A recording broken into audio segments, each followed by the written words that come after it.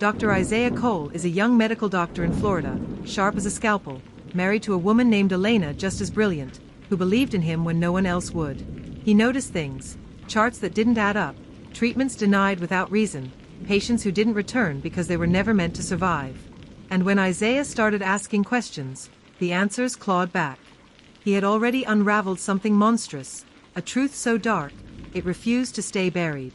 The question is, was it the system or the people protecting it that silenced him? This is the story of Dr. Isaiah Cole, the doctor who knew too much. The first time Dr. Isaiah Cole noticed it, he thought it was a mistake. A clerical error, maybe. One of those glitches in a system where too many tired eyes scanned too many charts. He was on rounds at St. Augustine Memorial, Florida's most prestigious hospital, where every hallway gleamed with polished marble and every receptionist smiled like they'd been trained by a publicist. Patients with money loved it here. It was clean, glossy, wrapped in the kind of branding that made you forget it was a business. But Isaiah saw the shadows beneath the shine. He tapped the file again. A 42-year-old woman, uninsured, stage 2 heart failure. Treatment. Denied. Denied? That didn't make sense. The same condition in a wealthy retiree the week before had been approved instantly. Same diagnosis.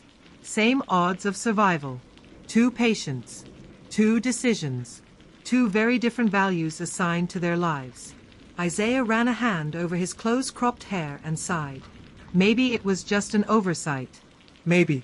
But when you're trained to read the rhythm of a heart, the tiny irregularities others miss, you don't ignore patterns.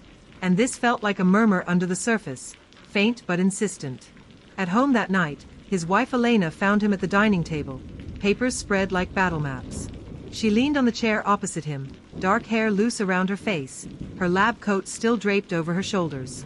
Elena was a scientist, a molecular biologist with her own sharp eye for details. "You're doing it again," she teased softly. "Chasing ghosts in the charts." He looked up at her, eyes tired but burning. "Elena, this isn't ghosts. It's math. It's deliberate. Somebody's deciding who deserves treatment, and it's not based on medicine." She frowned, lowering herself into the chair. "You think it's a race?" Isaiah hesitated. He wanted to say no, to say maybe it was insurance, maybe it was paperwork backlog. But he remembered the look on the woman's face when he had told her the hospital couldn't proceed with her surgery. How she had nodded like she had always expected to be turned away. "Yeah," he said finally, voice low. "I think it's a race. And class. And the quiet kind of injustice nobody writes about." Elena reached across the table, covering his hand with hers. "Then you're going to expose it. Just promise me you'll be careful. Promise me, Isaiah." He promised. But promises don't protect you when systems feel threatened. 2 days later, he was walking through the records room when he heard it, the low hiss of the old intercom. Static, sharp, then gone. And then a voice, faint but unmistakable. "Check the charts." Isaiah froze. The records room was empty. He glanced at the speaker above the door, his pulse quickening. "Check the charts." It repeated, clearer this time. A chill ran through him. He turned back to the files, pulling drawers open, scanning directives. And that's when he found it, buried inside a stack of administrative memos. 6 words. Cold, clinical. Prioritize resources based on community value. Isaiah stared at it, mouth dry. Community value. A phrase that sounded harmless, even noble, if you didn't know what it really meant. But here, in the hospital's own paperwork, it was something monstrous. The poor. The black. The voiceless. Worth less. And for the first time, Isaiah knew this wasn't a mistake. It was policy. That night, as the Florida rain lashed against their windows, Isaiah told Elena everything. He held the memo in his hand like a smoking gun. Her face was drained of color. "You can't keep that at the hospital. They'll make it disappear." "I won't," he said, already slipping it into his briefcase. "This is just the start. I'm going to copy the files. All of them. I'll build a record they can't erase." Elena grabbed his wrist. "Isaiah, do you understand what you're doing? If you go after them, they'll come after you." He smiled, weary but unshaken. "Then let them. But no one else dies because they were judged less valuable. Not on my watch. The rain hammered harder, as if the night itself had heard him. And somewhere deep in the hospital, an intercom hissed again, static whispering in the dark. The first warning came quietly. Isaiah was leaving the hospital late, his tie loosened, briefcase heavy with copied files. The parking garage was almost empty, its fluorescent lights flickering with a tired hum. As he approached his car, he noticed the shimmer of rubber slashed open, 2 tires, flat and useless. A scrap of paper was tucked under the wiper blade. His name in thick black ink. Stop asking questions, Dr. Cole. No signature. No explanation. Just certainty. Isaiah stood frozen, the note trembling in his hand. For a moment, he considered crumpling it, pretending it never existed. But his mind worked like it always did: record, document, preserve. He pulled out his phone and snapped a photo. Evidence. Another piece of the puzzle. At home, Elena's face went pale when he showed her. This isn't a joke anymore, Isaiah. She pressed her fingers against her temples, pacing the kitchen. They're watching you. They know what you found. Isaiah leaned against the counter, weary. If they're trying to scare me, it means I'm right. Or it means you're next, she shot back, eyes flashing. Do you think a note and a knife in your tires are where this ends? They don't want you to stop, Isaiah. They want you gone. Her fear hit him harder than the note. Elena was brilliant, rational, not one for dramatics. If she was scared, then he should be too. But the stubbornness in him, the same fire that had carried him through medical school, through every patient who refused to give up, burned hotter than caution. Elena, he said softly, taking her hand. If I stop, then what was the point of all those patients who trusted me? The woman last week who knew, she knew, we were never going to fight for her. If I stay silent, I'm complicit. Her hand tightened in his, her voice breaking. And if you don't stay silent, you might not come home one night. The words hung heavy between them, heavier than the rainstorm drumming against the windows. The next morning, he went anyway. His colleagues noticed the shift. Charts began reappearing on his desk with errors he hadn't made. Dosages wrong, names misspelled, surgical notes missing entirely. Small things, but dangerous things. Dr. Harris, an older cardiologist with a politician's smile, stopped him in the hallway. Isaiah, we've all seen how hard you're working, Harris said, clapping him on the shoulder. But maybe slow down, HM? No need to drown in paperwork. These cases, sometimes they're above our pay grade. Isaiah held his gaze, seeing the warning beneath the words. Patients aren't above my pay grade, he replied, voice flat. Harris's smile thinned. Then be careful. Ambition can look like recklessness if you're not careful. And recklessness. He leaned closer. Recklessness gets people replaced. That night, Isaiah sat in his office, long after the hospital had emptied. The memo lay on his desk like a loaded weapon, the words community value practically glowing under the desk lamp. He heard the static again. The intercom in the corner hissed to life. Check the charts. Isaiah's chest tightened. The room was empty, but the voice was there, firm, insistent. He rose, moving to the cabinet, pulling charts at random. Each one told the same story. Patients denied procedures, always the poor, always disproportionately black. He felt his pulse in his throat. This wasn't paranoia. This wasn't a coincidence. It was a pattern, one too deliberate to ignore. The whisper came again, almost like breath against his ear. Check the charts before they erase them. Isaiah stumbled back, heart hammering. The room was silent again, the intercom dead. But the words carved themselves into him like a prophecy. By the time he returned home, it was nearly 2 a.m. Elena was waiting, arms folded, worry etched into her face. You're going to lose yourself in this, she whispered. Isaiah kissed her forehead, trying to anchor himself. Or I'm going to find the truth. She pulled away slightly, searching his eyes. And when you do, what then? You think they'll applaud you? Publish you in journals? No, Isaiah. They'll bury you. Her words chilled him more than the whispers. But still, he couldn't stop. The second warning came the following week. He opened his locker after a grueling surgery. Inside, his scrubs were folded neatly. and resting on top of them was a single item. A flash drive. Unmarked. Isaiah picked it up carefully, glancing around. The locker room was empty. His throat went dry. Plugging it into his laptop later that night, he found only one file.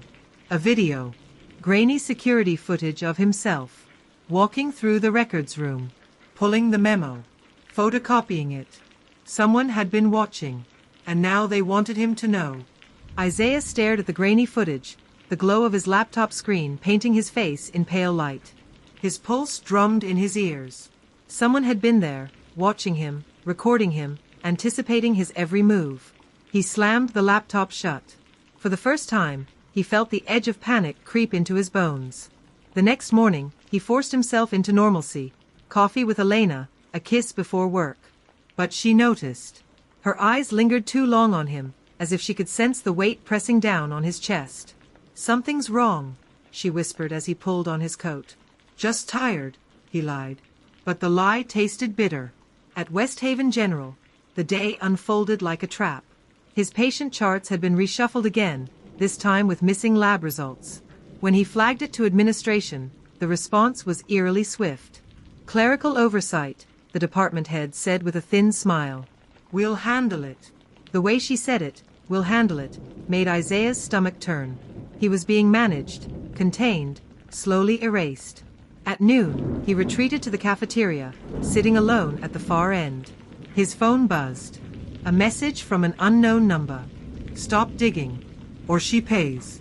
Attached was a photo. Elena, standing outside her law office in downtown Miami, smiling, unaware of the camera trained on her.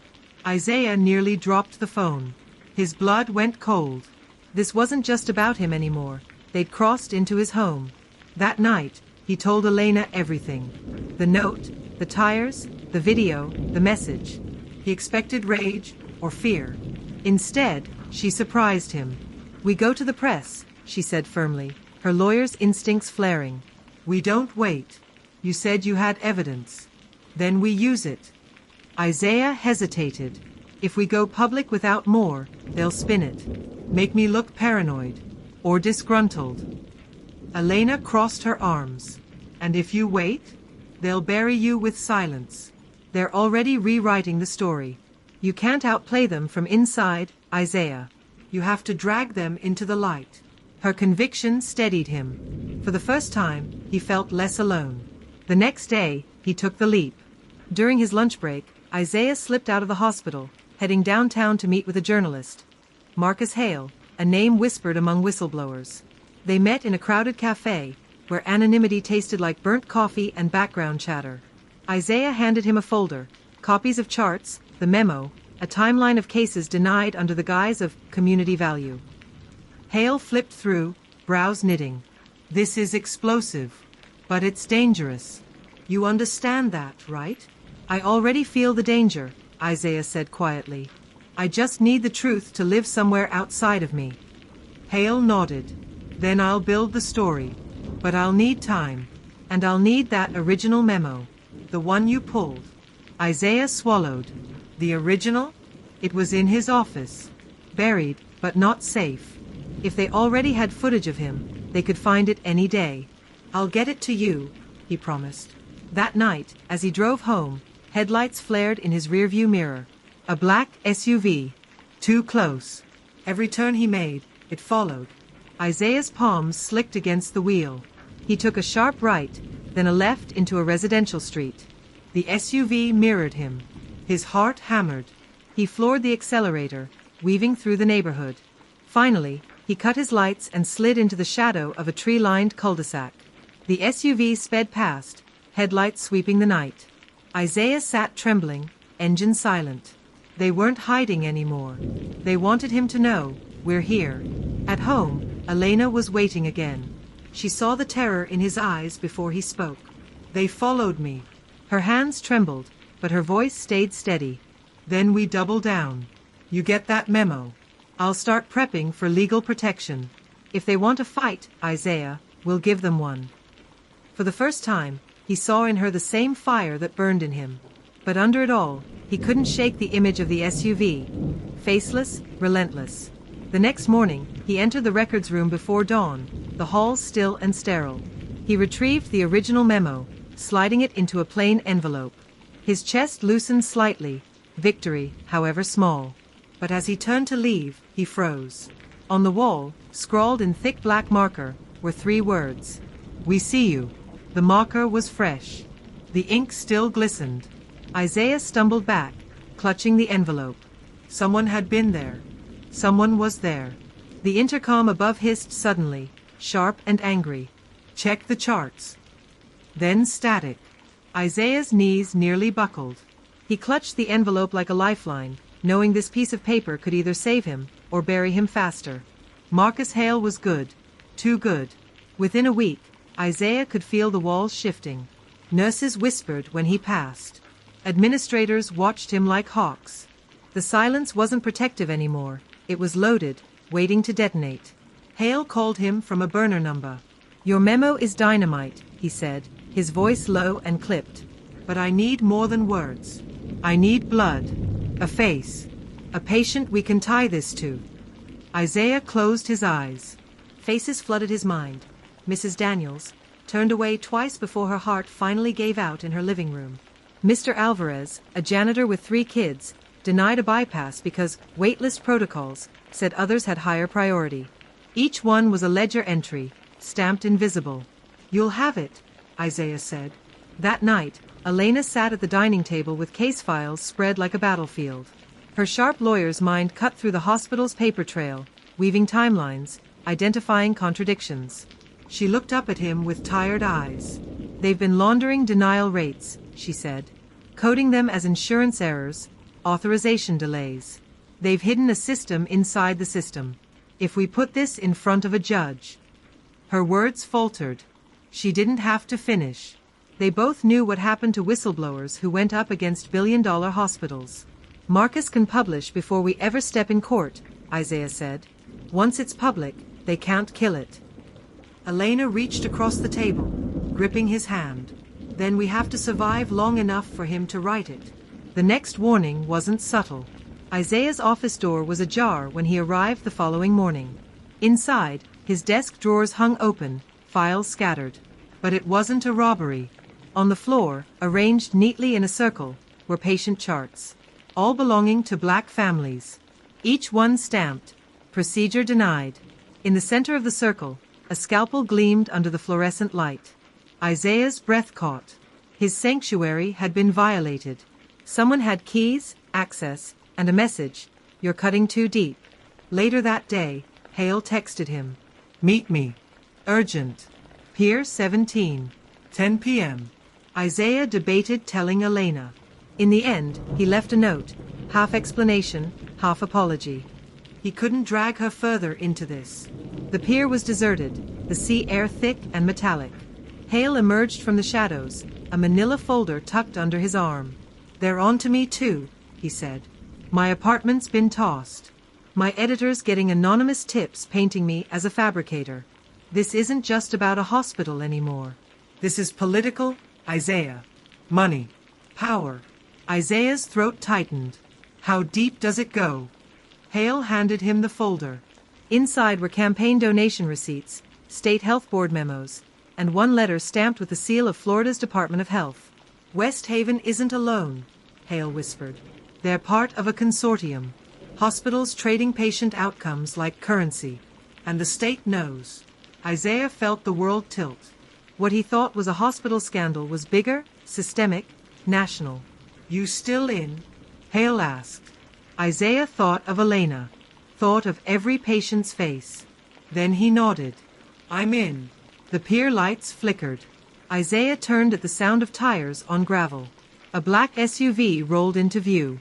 "Run," Hale hissed. They bolted in opposite directions. Isaiah's shoes pounded the dock, breath ragged.